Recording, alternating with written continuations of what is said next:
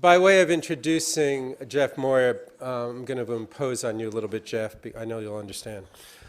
What we saw up here, and I think we're seeing throughout this meeting, is a lot of passion. Passion is driving change, and without that passion, I don't think we'll see the change that we need to see. And so I am incredibly encouraged by the passion that I have felt over the last almost 24 hours. And the other element to this is volunteerism, because most of the people in this room are volunteers, merging the passion and their belief in what needs to change without pay, because you know it's the right thing, you're protecting your communities. As Bruce said, we're not just protecting our own children, we believe in protecting all children. And that volunteerism is so incredibly important in a society that requires us to earn a living, but also figure out ways to make our lives, our families' lives, our community lives livable. So I thank you all. A great example of volunteerism is our board of directors. People who volunteer to be on a national board, which everyone in this room should be a part of, a national organization or a local, statewide organization. Bring your voice to those organizations to help plan strategic thinking and actions, in addition to running for office and all the other things we're asking you to do. So the volunteerism that we see in this room is all the speakers that came. I mean, people are volunteering their time to get on an airplane, to take time away from their families, to spend a day here trying to share the information they have with you and us to make things happen. Just a short little story. Beyond Pesticides was actually started with passion and volunteerism. In 1977, I found myself in Washington, D.C., working under a grant from the Carter administration to try to figure out how to protect farm workers. This was a government grant, EPA. We went into the fields in central Florida, in the McAllen Valley, southern Texas, and the Salinas Valley in California. And our job was to talk with farm workers in the labor camps and talk to small farmers about what their issues were around pesticides. And we saw immediately that people were getting sick, that the Code of Federal Regulations at that time said farm workers may re-enter the fields when the sprays have settled and the dusts have dried. There were no farm worker hand washing facilities or sanitation in the fields. Kids were sitting in cars on the sides of fields.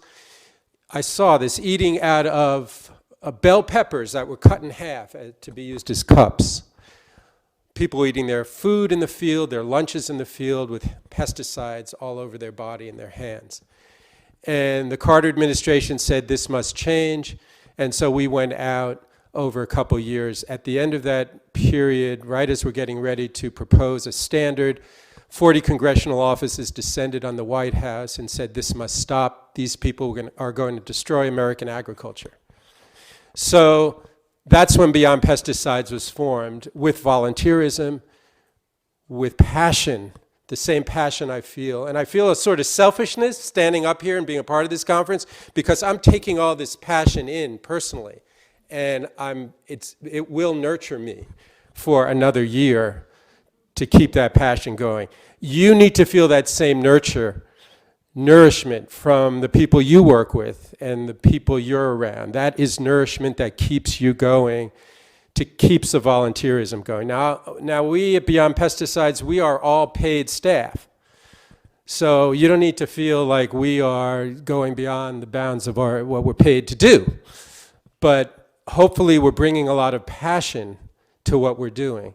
And hopefully we're connecting with you and what you're seeing in your communities to drive this process to an end result that does protect human life and does protect the ecosystems in which we live. There is no better organization in terms of tracing history than the Rodale organization and the Rodale Institute. One of the first people I met once Beyond Pesticides was started was Bob Rodale, the founder. Well, I guess J.I. Rodale founded it and Bob took over. And one of the things that drove me, in addition to my mother constantly saying to me on the phone, Jay, you can't always just talk about the problem. You have to have a solution. And I said, I know, Mom, I know. And Bob Rodale helped me find that solution, because there he was with all the answers. And he was a little kooky, right? He was. And he was talking about this regenerative agriculture. Now, understand, this is, for me, this is the early 80s. And, I'm reading this stuff. I've been visiting the farm. I met Jeff Moyer, who is an institution in this country, an inspiration, who managed the farm for 3 decades and has been part of a longitudinal study, field trials, that go 30 years, and he'll probably talk about this, in which they actually calculate the difference. I have between conventional and organic production. And what's the slide I use when I go out and speak is a cut of soil off of the farm, the Rodale Institute, which shows 2 pictures of soil in a conventional system and an organic system, and you can see just the microorganisms dripping out of the organic soil and the carbon in that soil compared to the conventional. And that's what Jeff has been able to show us scientifically, and to bring that knowledge forward when we need it. Bob Rodale was there. I'll never forget, got on a plane. I don't know, I'd never got on a plane, but an airline called Ransom Airlines. Remember that? Ransom Airlines? Woo! That came down from Allentown, Pennsylvania to Washington, D.C., this little plane. And I picked him up at the airport, and he came for the day to testify on a kooky bill we had worked up called the Organic Farming Act, which a year later was changed to the Agricultural Productivity Act, which started the Low Input Sustainable Ag program at USDA. Jeff, I just have to tell the story, I'm sorry. And you're just giving my talk, Jay. Yeah, and then that became the SARE program, and it really institutionalized for the first time within USDA, based on Rodale and Jeff's work, really. This concept within USDA, never before experienced, that there really ought to be some research and support for organic agriculture. Now, we had to change the name from, notice, this is all the sort of stuff Jim Riddle was talking about, speak the language, right? So we went from the Organic Farming Act to the Agricultural Productivity Act. Is that a play on words or what? So that all relied heavily on the science coming out of Rodale. And that was a pretty new program, relatively new at the time, but there was enough data there. So I tell you all this by way of introduction for Jeff, because he has been an inspiration for me personally. When I joined the National Organic Standards Board, Jeff, that was the last year. He had just finished being chair of the board and was carrying the hard issues forward, making his voice heard, as we all in this room are doing in our communities. And he has driven organic to where it is today. So it is an incredible pleasure to have Jeff here to highlight all that is going on, his vision for the future. And please join me in giving him a warm welcome. Thank you.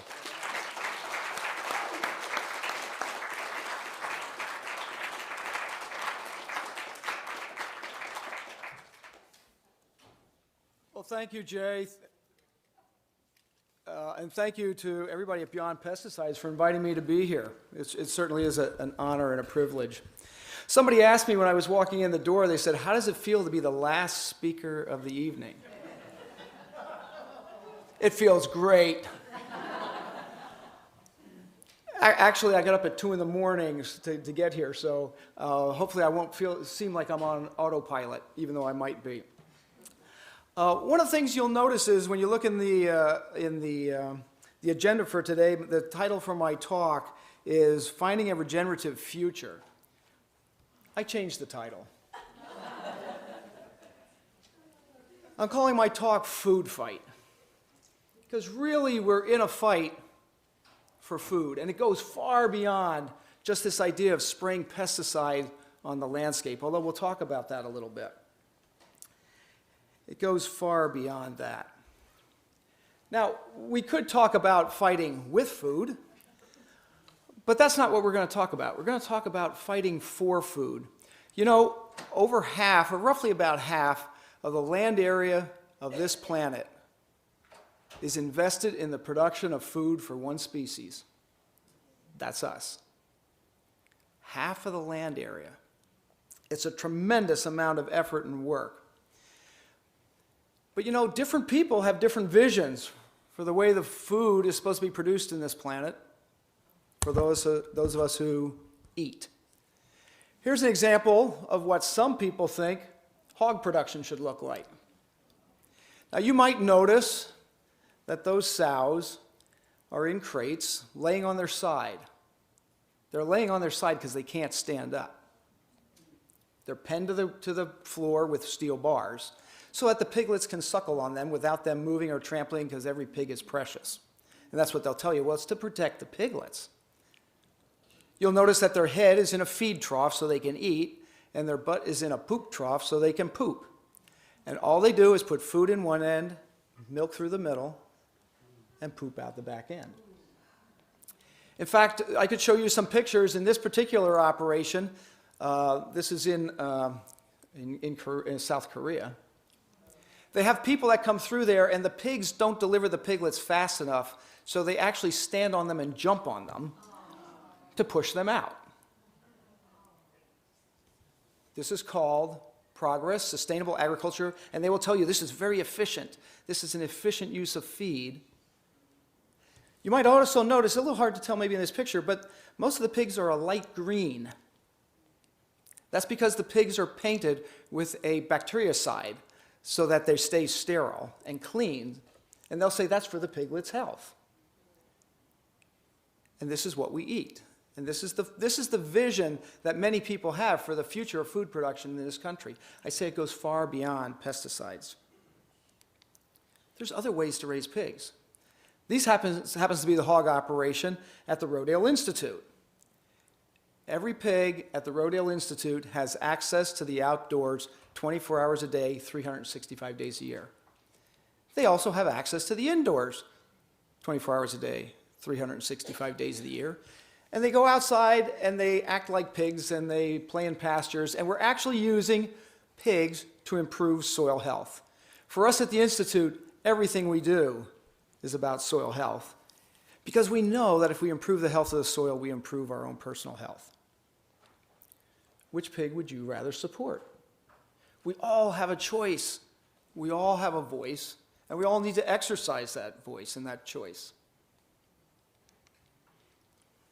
At the same time, you can see that the government, the U.S. government, recommends a minimum of 3 to 5 servings of vegetables and fruits for every person in this country every day.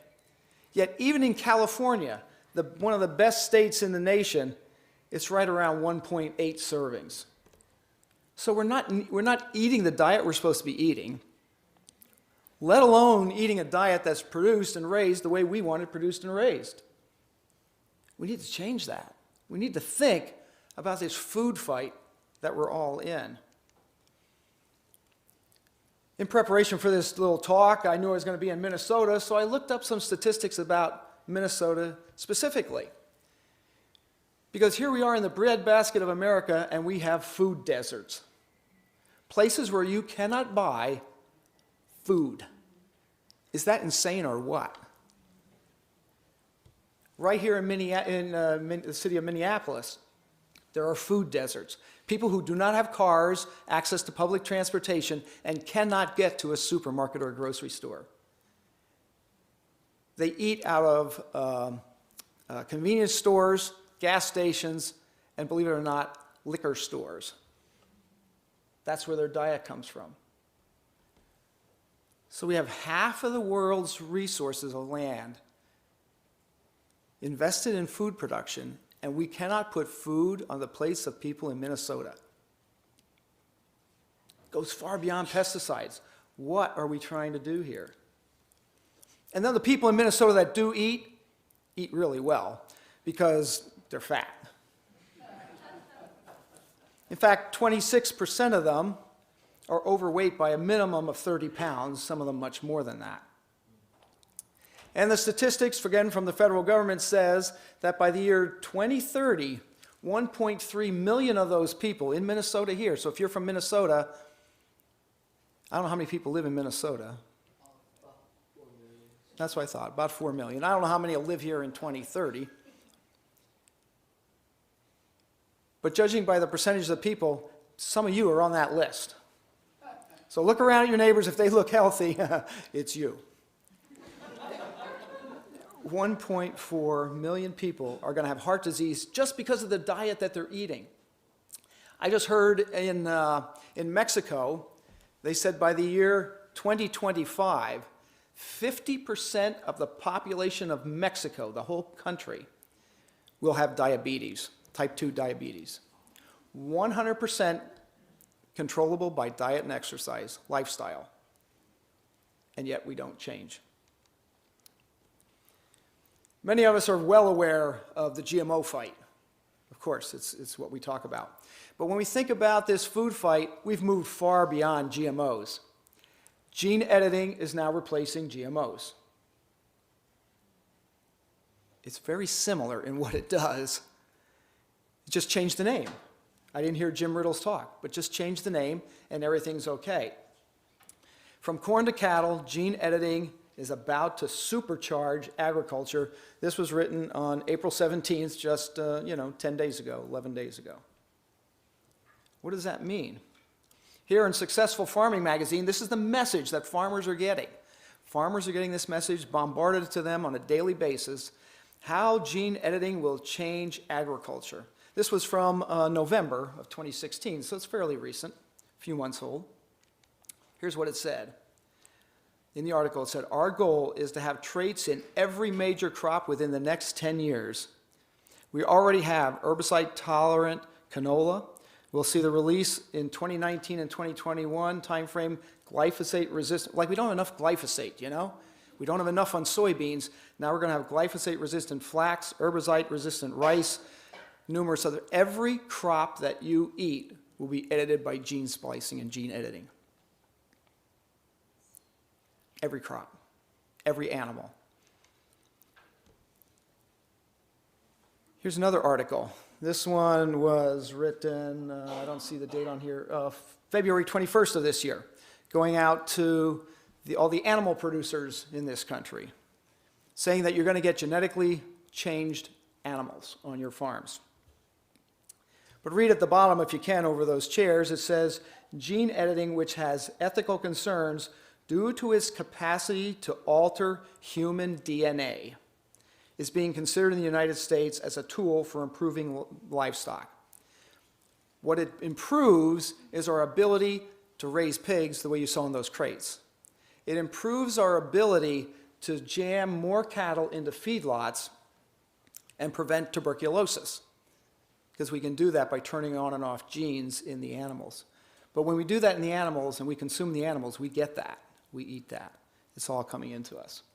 And this one's really scary. This was just yesterday.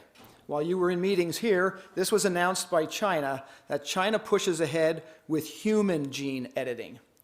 We're going to edit humans, the genetic makeup of humans, so that they don't have problems with glyphosate.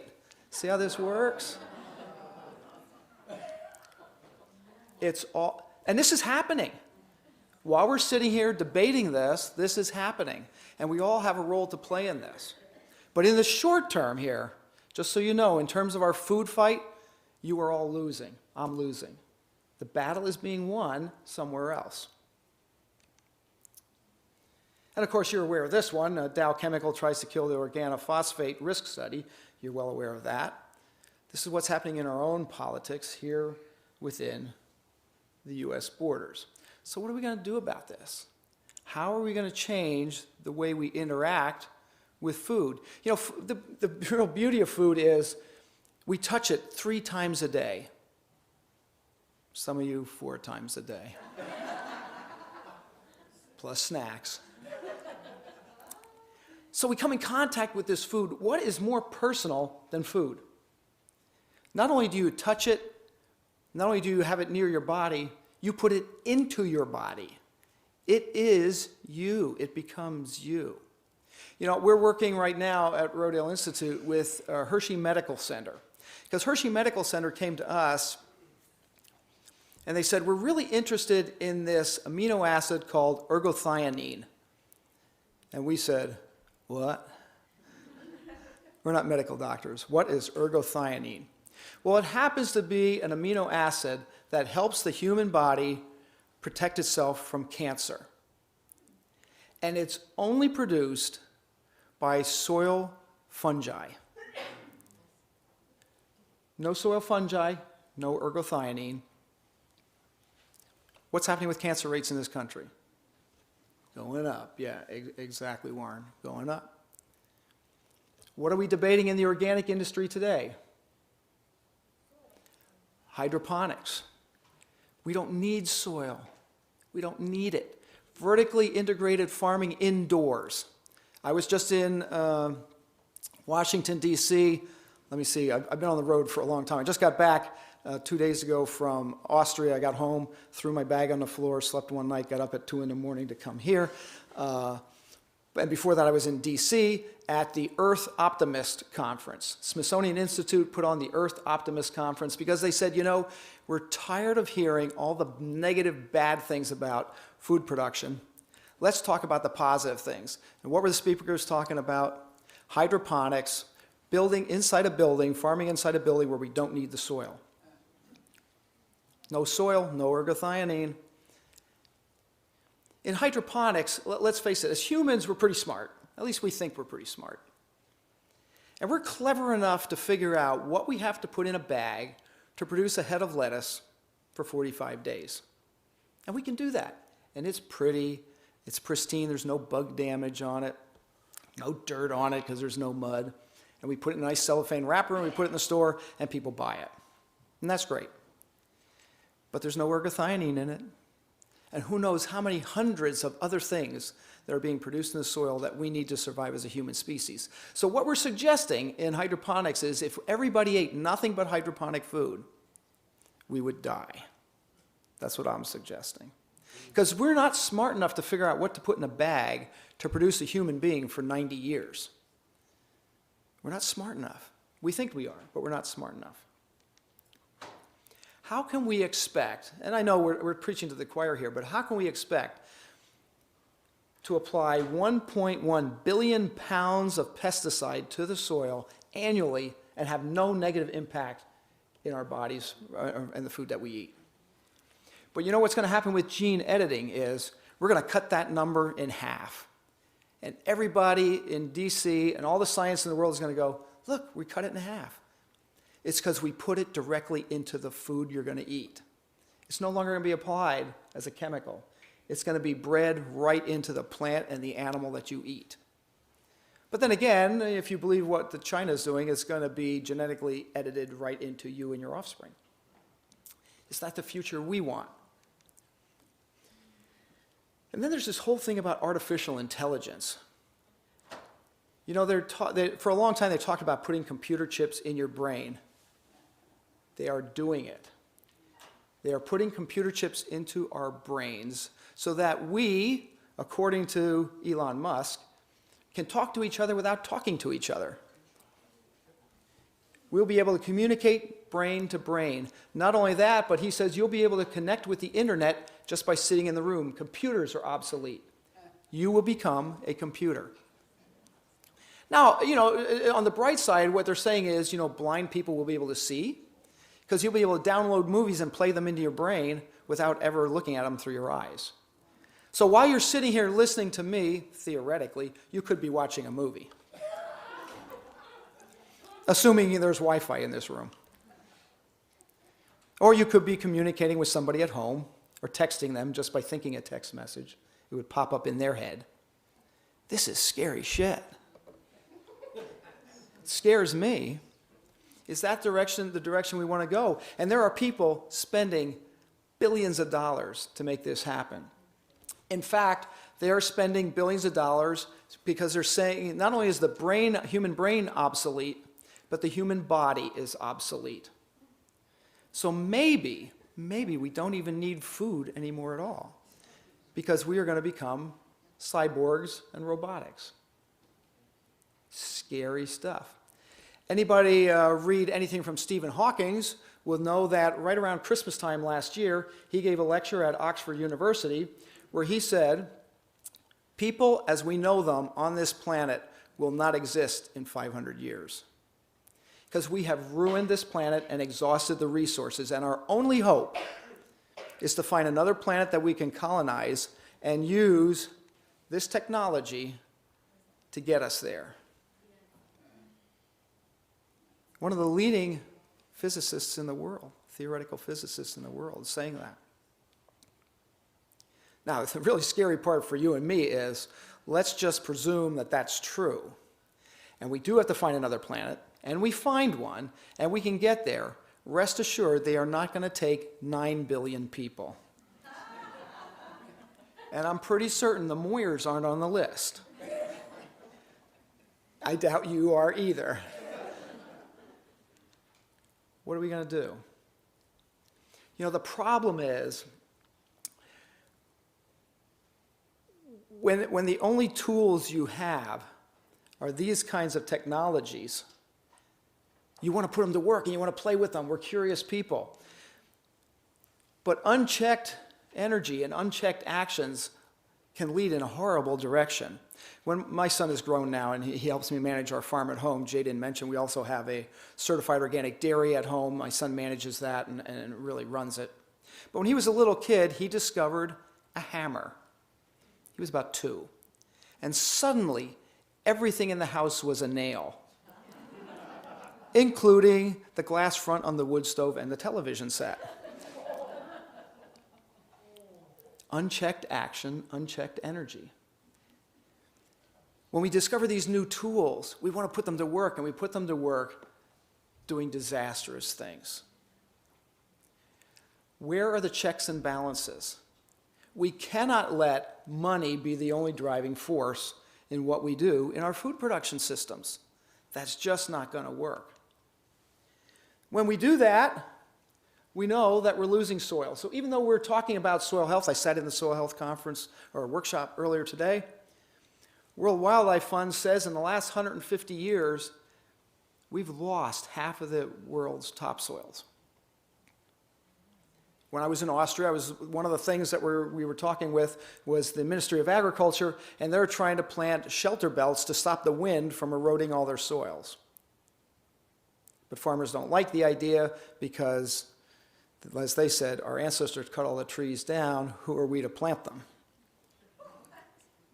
I was in Italy earlier this month as well, and I saw fields where one side of the field was 2 to 3 meters lower than the other side of the field. They eroded that much land. 10 feet of soil, gone. Gone somewhere. And we do this in agriculture because we have one metric by which we judge our success: yield. You talk to farmers, that there's farmers in this room, when you go to your coffee shops or anywhere you meet people in church, everybody talks about yield. Yield is the only metric by which we judge our success. I was at a meeting, I go to it every year. I won't tell you the meeting, and I won't tell you the farmer's name. He's a nice guy. Past president of the National Corn Growers Association. You know, he's all about growing corn, and he's all about yield. He said to me in 2015, he said, I grew 268 bushels to the acre of corn over my 2,000 acres. You can't tell me my soil's not healthy. I said, sure I can. I said, how many bushels of corn does it take to pay your bills? He said, what do you mean? I said, well, you grew 268 bushels of corn. How many bushels do you have to grow to break even? He said, 250. Oh. I said, so you grew 18 bushels of corn. No. He said, I grew 268 bushels of corn. No, you didn't. I said, you grew 18. He goes, well, I got to feed the world. I said, you can't even feed yourself. Then I saw him in 2016. In 2016, I saw him. This time, instead of me coming up to him, he came across the room, and he was a little upset, and he poked me in the chest, and he goes, you piss me off.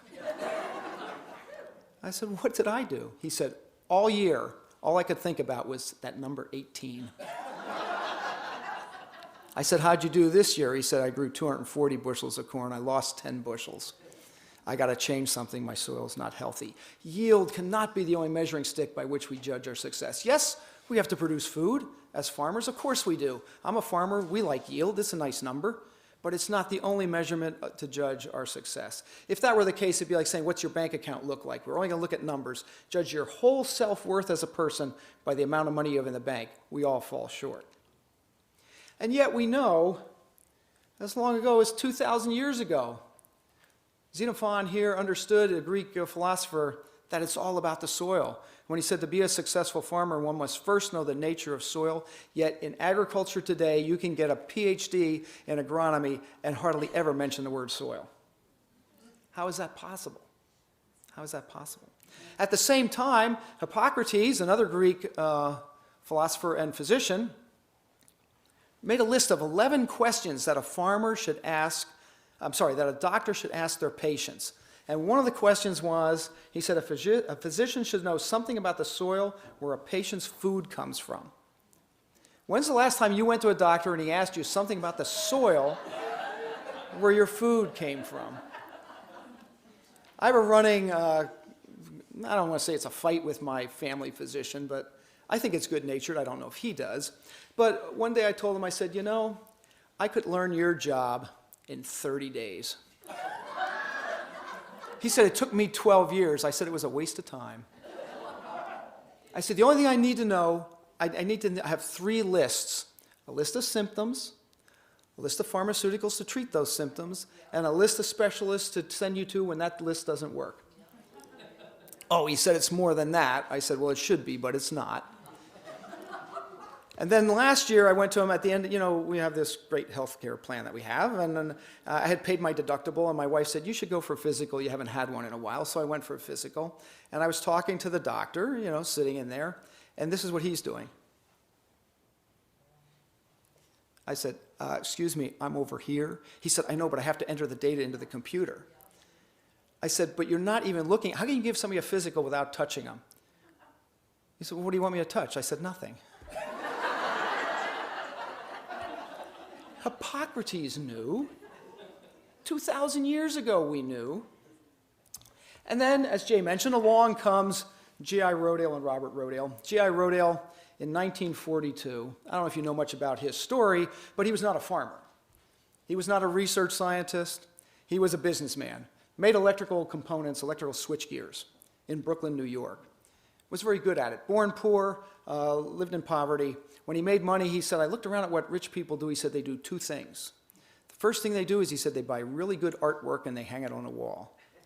So he bought artwork, and today much of it is in museums because it's out on loan from the family. And he said the second thing they do is they buy a farm. So he bought a farm in Pennsylvania. And his idea was to move his family from the city to the farm in the summer, you know, the original green acres, fresh air, countryside, raise healthy food, feed the family, yippee-yahoo. And so he calls Penn State. He's a farmer. You can see him in a coat and tie. That's how, every picture you see of him in the field, he's wearing a coat and tie. I think he probably had like the farm suit and then, you know, the business suit. But anyway, he called people and they started telling him about being a modern farmer and bringing inputs into the farm. And those inputs were salt-based fertilizers. We heard about them today. And poison. And he said, wait a minute, how do I bring poison onto a farm and turn it into healthy food? If that were the case, then the more poison I use, the healthier we'd get. How do you turn poison into healthy food? It doesn't make sense to me. And so in 1942, he wrote those words on a blackboard. He said, healthy soil equals healthy food equals healthy people. And what he was telling me as a farmer, and what he's telling all of you that are farmers, is that our job is not to produce food, it's to produce healthy people. So if anything that we use as a tool on our farm doesn't help accomplish that, then we should not be using it. Do satellite-guided tractors make people unhealthy? Heck no. Let's use technology. Organic is not anti-technology. It's just anti-technology that makes us sick. Anybody see this movie? It came out, I think, in 2015, 2016. Yeah. Well, then you know the story about this poor sot that was stuck on Mars while his comrades left, and they couldn't exactly turn the rocket ship around and come get him. And so he figured out that he was a botanist, and so he figured out he was going to take the potatoes that he was supposed to eat for Thanksgiving and plant them. So he moved soil into this little makeshift greenhouse, and he lived because he had soil. Now, everybody knows that those potatoes would have been sprayed with sprout inhibitors and they never would have grown, but that would not have made it for a very good movie. But he lived because he had soil. We live on this earth simply because we have 6 inches of topsoil and it rains. Aside from that, we are all gone. And what we're really talking about in agriculture is changing the way we use resources. This picture happened to be taken by me in California, and I was driving down the road and I stopped because I saw this sign that said organic raisin grapes. I took the picture. Then I turned 180 degrees and took the other picture. Which side of the road do you want to live on? It's pretty obvious. You're a bird, a butterfly, an earthworm, a soil microbe. Which side of the road are you going to live on? Yet why does most of our farms look like this? Simply because this guy thinks he can do it a little bit cheaper? Maybe. Cheaper in the short term. But they're same resources, same crop, same trellis system, same soil, same access to the labor pool, same access to finances and banking. Theoretically, could even be the same farmer. Could be a split operation, organic and conventional. We need to convince farmers to move from that side of the road to this side of the road. And then everybody says, well, you can't feed the world, Jeff. It's a great idea. It's a great story. You know, let's all hug and kiss and make it special. But there's a lot of science and data that shows that we can produce twice as many calories as we're currently producing, and we already produce twice as much food as we need. We waste half the food we produce. And yet the countries that need it most waste more than half because they don't have good storage and refrigeration. I'm pretty sure if all of you go home and really clean out your refrigerator, yeah, there's a fair bit of waste in there. So that organic broccoli that you thought you were going to eat, yeah.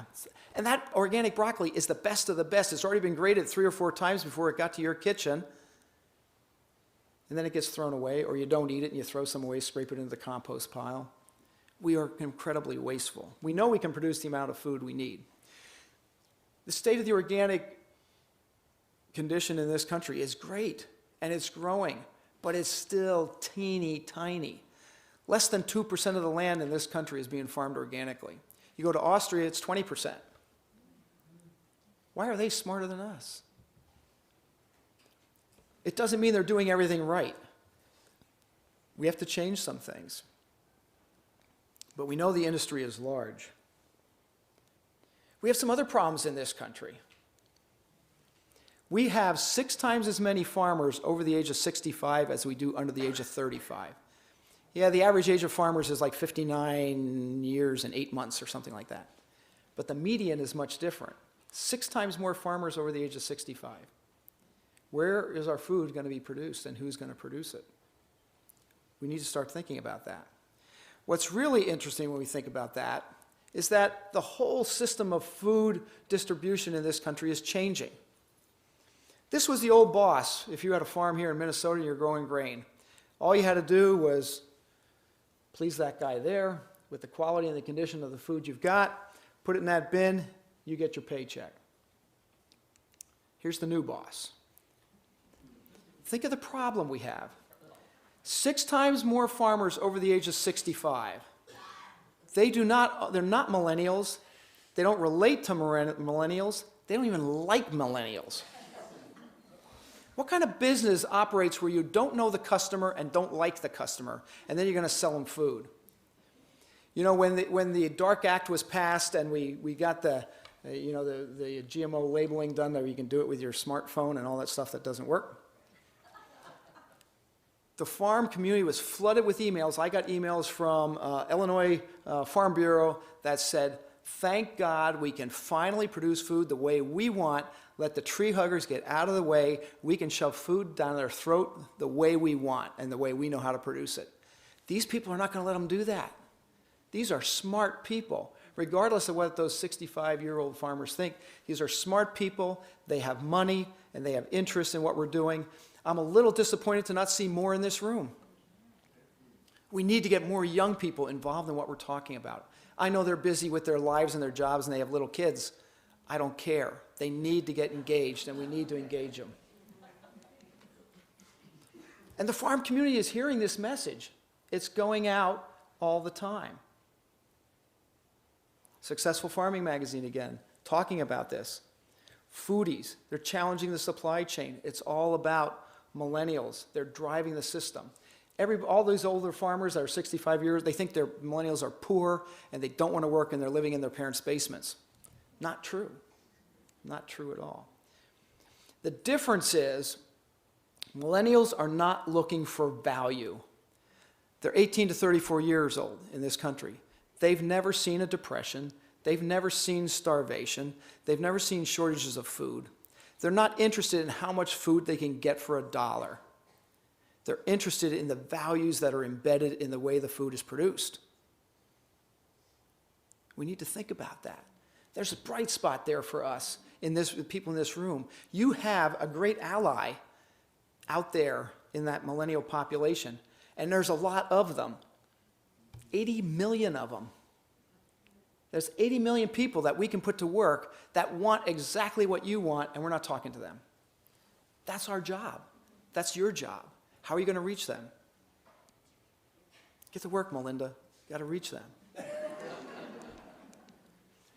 They have choices, and they're well aware of these choices, and they carry smartphones, and they do scan labels. And I don't care if it's Patagonia clothing or a computer or food on the shelf. They want to know what's behind the story of that food item, and they have choices. Notice how most of those labels look strangely like the USDA organic label. At last count, I heard from a marketing person, they said there's 300 labels that look just like that. At quick glance, it's really hard to tell what's what, and people don't have time. So there's challenges out there, and there's label fatigue, and we understand that. But consumers do have choices. Food companies are stepping up. Another ally we have. They recognize, they're not stupid people either, so they recognize this marketing trend. General Mills, Organic Valley, Kashi, all these large companies that are saying, how do we help transition more farmers to organic? How are we going to move in this direction? I was on a farm in Italy that raises and processes chickens. Right now, they do 70,000 organic chickens a week. But they do 1 million conventional chickens a week. They said within 20 years, they expect those numbers to switch. At that rate, you're looking at 11,000 chickens coming through that plant every hour. 11,000 chickens an hour. And it's vertically integrated. They own the breeding stock, the egg production, the hatchery, the feed mills, everything. So you have to have chickens hatching at 11,000 chickens per hour. It's huge. And they say they're just a small operation. Think what Purdue chicken is like. How do we get those people to be on our side? Because they know that their customer base, they know what millennials want. Getting back to what Jay was saying, we do a lot of research at the Rodale Institute. So Bob, one of the things that J.I. Rodale did was he started this whole organic phenomenon that we're all well aware of. What Bob Rodale did was he said we got to put more science behind it. Because the world turns on science. Farmers turn on science. Policy turns on science. So this experiment is now 37 years old. It's the longest running side-by-side comparison of organic and conventional. I'm not going to go into all the data because we could spend, obviously if there's 37 years worth of data, we could be here till you get really tired of it. No sense doing that. Look it up online. Look at the information. There's a lot of information that you can use to tell your story. You have a lot of scientific support behind what you're doing. Over 50 PhD theses were written out of this experiment. It's well documented. Use that science. Make use of the Rodale Institute. That's what we're there for. We like to be abused. This might be the picture Jay was talking about. These are 2 lumps of soil being held in Dr. Ray Weil's hand from the University of Maryland. And those soil samples, I know where they came from because I dug them out for him, were less than 10 feet apart from each other in the same field. We're long past talking about soil quality. Soil quality has nothing to do with it. It's all about soil health. You can have really poor quality soil that's healthy, and I'll take that any day over a high quality soil that's unhealthy. The reason that Iowa is washing down the Mississippi River is not because we farm it, it's because of the way we farm it. We are not suggesting by any stretch of the imagination in the organic industry, that what we need to do is plant high grass prairie, put 3 million buffalo out there, and a couple of Sioux Indians to manage them. That's not the solution. The solution is well-managed soil that improves as you use it. That's where the word regeneration comes in, or regenerative agriculture. The soil should get better while we use it, and it will if we think of it as a system of biology. We are a system of biology. If you were outside exercising instead of sitting here listening to me, you'd get healthier. You wouldn't wear out. You could wear off some of that dinner. We have to exercise the soil, work the soil, feed the soil, manage the soil as if it's alive, and it will feed us. So these 2 soil samples put in water, look what happens to them. Right, I think last October, I was fortunate enough to be able to be at an Organic Valley training event. At that time, Secretary of Agriculture Vilsack came through the room, and I said, wait, I have something to show you, Mr. Secretary. And I took 2 clumps of soil and I dumped them in water. I said, just don't say anything, just watch. Dumped them in water, and he looked at this, and he said, was this some kind of trick? I said, no, this is organic soil and conventional soil, both no-till, both from the same soil type, put in water. He said, that's amazing. Why don't we do more of that kind of work? I said, because you don't fund it.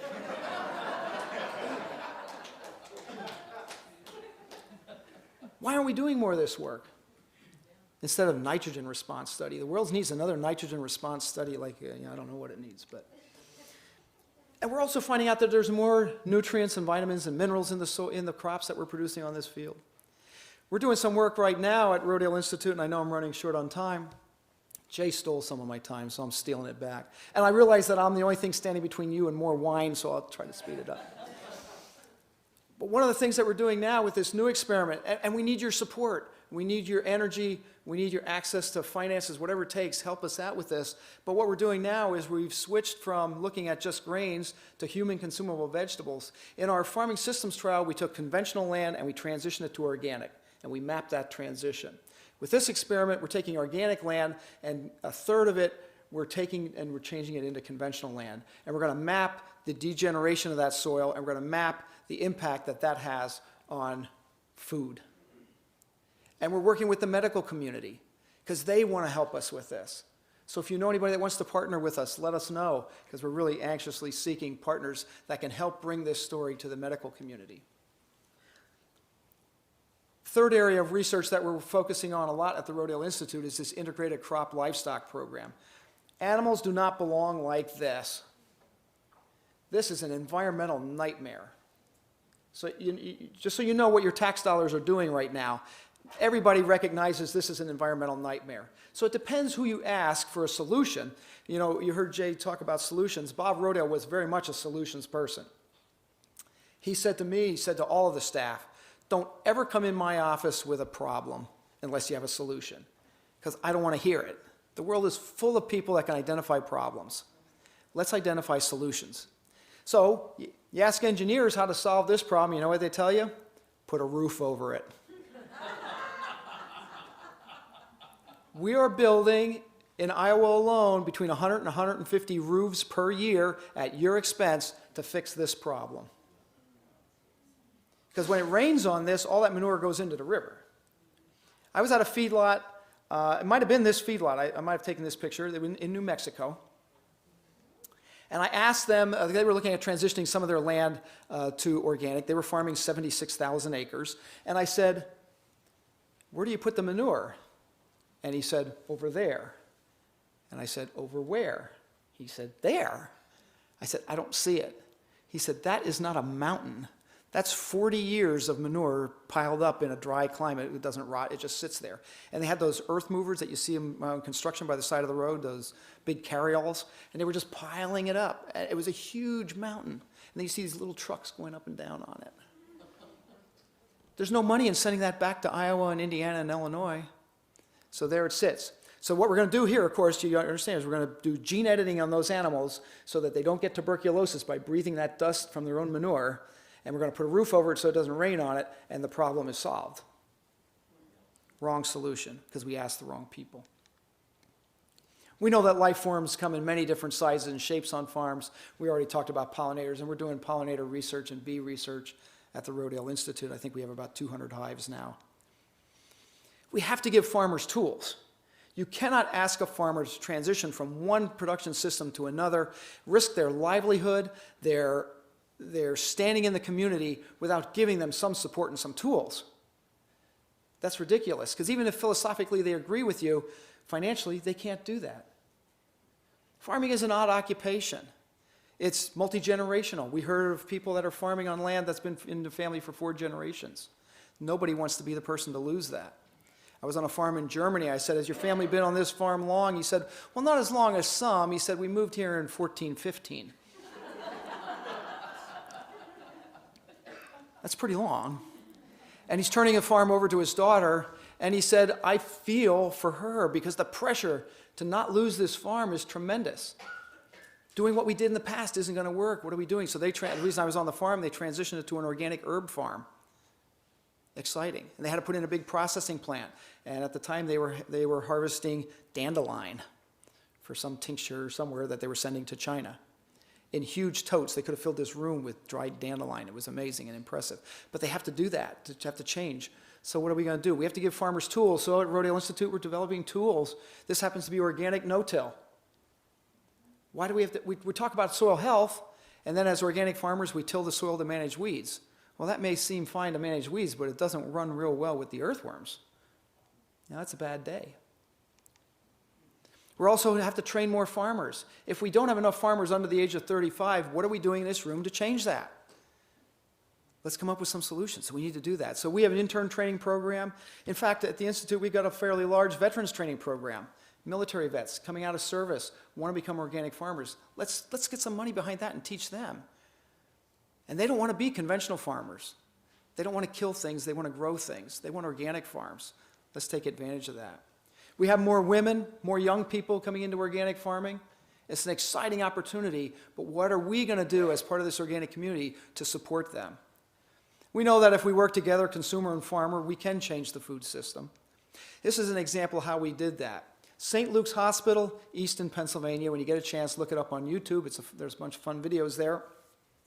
St. Luke's, like many inner city hospitals, wanted to expand. In order to expand, they had to move outside the city limits, and they bought 500 acres. They put their hospital building up. You can kind of see it in the background here. Real fancy schmancy, nice building, parking lots, everything else. When they were done with that, they had 375 acres left over, which they rented to a farmer. Fancy schmancy building. You can open the windows in the summer, ventilation, all that fancy stuff. The executive director of the hospital sitting in his beautiful corner office. I've been in his office. It's very nice. The windows are open one day in spring, and he says, "What do I smell?" So he calls facilities. He says, "What is that odor?" He says, "Oh, the farmer's spraying pesticides." He said, "That's ridiculous. We're a health organization, and everybody in this hospital has to smell that poison?" He goes, "Well, that's what farmers have to do." He said, "I don't think so." So he called Rodale Institute. We said we'd be interested in helping to build a farm, an organic farm at your hospital, if you promise that the food from the farm goes onto patients' plates. Oh, you got to talk to Sodexo about that. I said, "No." I said, "You have to talk to Sodexo about that." Who's the boss? And of course, at that point, the executive director says, "You're damn right. I'm the boss. We pay them. We tell them." And so they told them. And of course, the salespeople and the administrators at Sodexo go, "Yeah, we're all for it."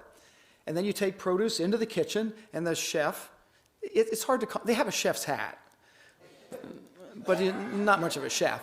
And you take him red beets, and he goes, "What's this?" And you go, "Red beets." He goes, No, red beets come in a bag, plastic bag. They're already cut in little cubes. He said, "I put 1 spoonful in a bowl, I put it in this box, and push 2. Those are red beets.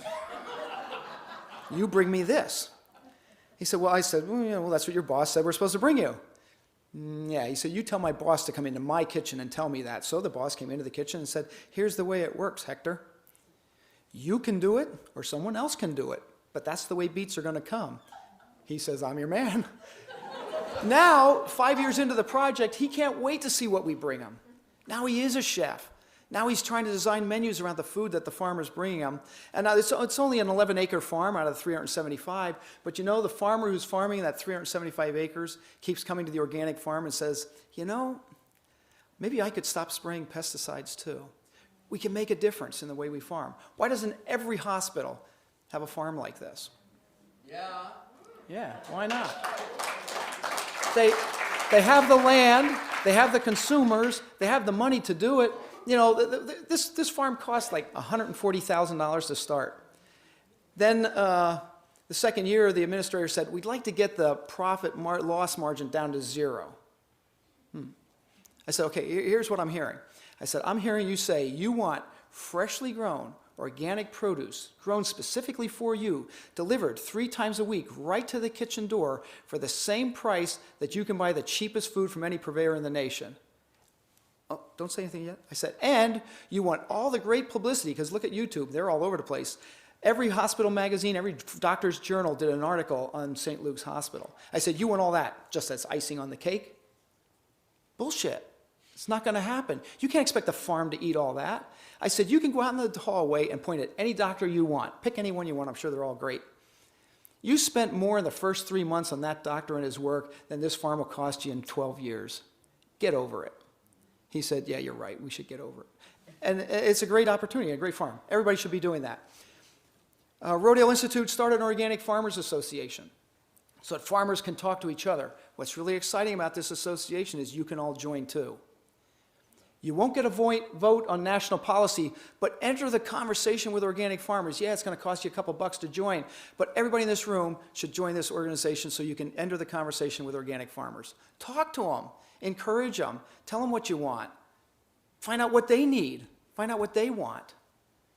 How many of you talk to organic farmers on a routine basis? Yeah, we are organic farmers. A lot of us are, but some of us aren't. Tell your neighbors to join. Tell your grandkids to join. Enter the conversation, be part of that, and give them the support that they need. I encourage you to do that. Together we can all make a difference, support organic farming, and take charge of the future. Make it our future so we can win the fight in food. Thank you very much.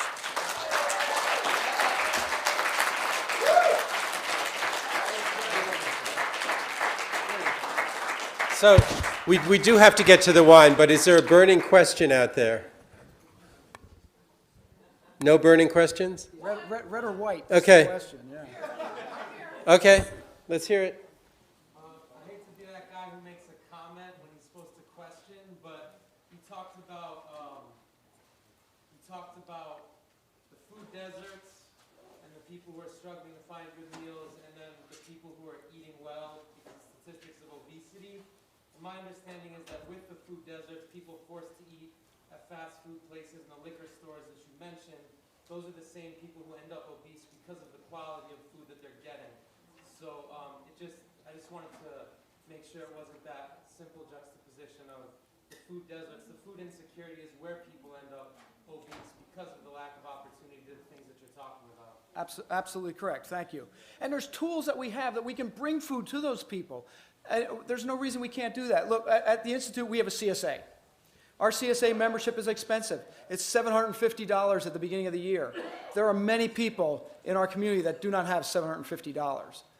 But we took that same model and we changed it around. Instead of a CSA, we could have what we call an ASC, Agriculture Supporting Communities. We go into those communities in our local area and we deliver fresh organic produce to those families every week, and it's a pay-as-you-go subscription service. They still have to sign up for a year, but they pay as they go and they pay with SNAP dollars. In fact, we worked with the state of Pennsylvania. We got double SNAP so they can get twice as many dollars worth of organic food as they would get at the liquor store. If that's what's important to us, we can fix that problem. We just have to work on it. So thank you for that comment and question. Yeah. Thank you all for hanging in here. Jeff, magnificent stuff. It's really inspiring. 2 things. First of all, I want to thank the staff of Beyond Pesticides, who's done a tremendous job on this conference.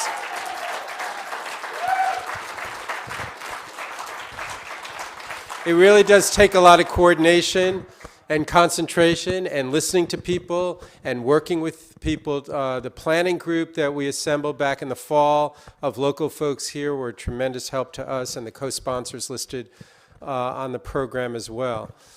So thank you all for being a part of that. Secondly, there is an evaluation form in the program, in the packet. I think it's on salmon-colored paper on the left side of the packet in the back.